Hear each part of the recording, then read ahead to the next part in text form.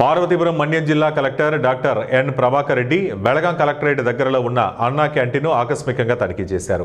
అక్కడ భోజనం చేస్తున్న వారితో మాట్లాడి భోజనం ఎలా ఉంది, కూరలు బాగున్నాయా లేవా, అన్నం సరిపోతుందా లేదా అని అడిగి తెలుసుకున్నారు.